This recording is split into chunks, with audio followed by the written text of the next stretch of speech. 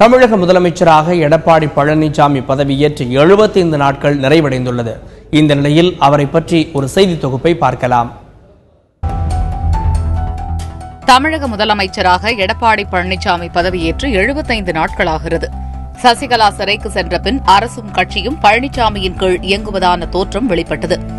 ஆனால் எடப்பாடி பழனிசாமி 30 ஆண்டுகளுக்கு மேலாக அதிமுகவில் இருந்து வருகிறார். எம்ஜிஆர் மறைந்ததும் அதிமுக இரண்டாக பிரிந்தபோது 1989 தேர்தலில் ஜெயலலிதா அணி சார்பாக வெற்றி பெற்று முதன்முறையாக எம்எல்ஏ ஆனவர் எடப்பாடி பழனிசாமி. நான் 9 முறை போட்டிட்டு இருக்கிறேன். 6 முறை சட்டமன்ற வேட்பாளராக போட்டியிட்டேன். 3 முறை நாடாளுமன்ற வேட்பாளராக போட்டியிட்டேன். ஒரே தொகுதியில் போட்டிட்டு இருக்கிறேன். எந்த தொகுதிக்கு மாறல. 4 முறை சட்டமன்றத்தில் வெற்றி பெற்றேன். 1 முறை நாடாளுமன்றத்தில் வெற்றி பெற்றேன். 1989 இரு அணிகள் பிரிந்த பொழுது சேவனிலே அம்மா பக்கம் நின்று வெற்றி பெற்றவன் நான். தமிழக முதலமைச்சராக பழனிசாமி பதவியேற்ற சமயத்தில் மேடையிலோ செய்தியாளர்களிடமோ மிக அதிகமாக பேசியதில்லை.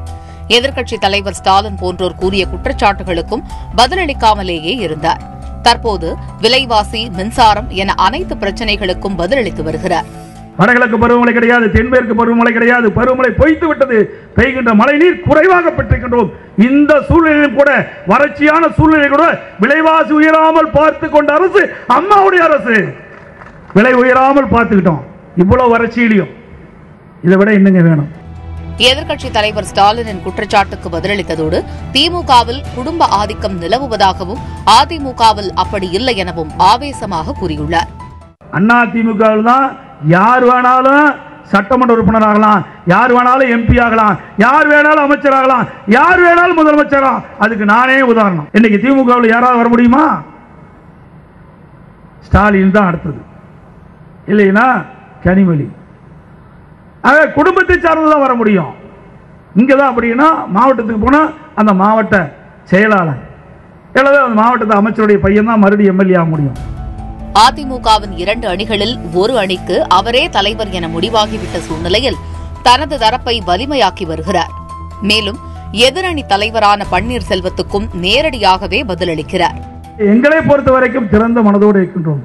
அணிகளிடம் இணைய வேண்டும், மக்களுக்கு சேவையான திட்டங்கள் போய் சேர வேண்டும். அம்மாவுடைய ஆட்சி தமிழகத்திலே மலர்ந்து நிலைத்து நிற்க வேண்டும் என்ற எண்ணத்திலே நாங்கள் இருக்கின்றோம். அடுத்த கட்டமாக தமிழகம் முழுவதும் உள்ள இளைஞர்கள் மற்றும் மாணவர்களை சந்திக்க பழனிசாமி திட்டமிட்டுள்ளார். அதன் முதல் கட்டமாக வருகிற 5ஆம் தேதி மதுரையில் நடக்கும் இளைஞர் பெருவிழா என்ற நிகழ்ச்சியில் கலந்து கொள்ளும் முதலமைச்சர் அன்று நடக்கும் வேலைவாய்ப்பு முகாமை துவக்கி வைத்து அன்றைய தினத்தை இளைஞர்களுடன் செலவிடுவார் என அமைச்சர் உதயகுமார் இன்று தெரிவித்துள்ளார்.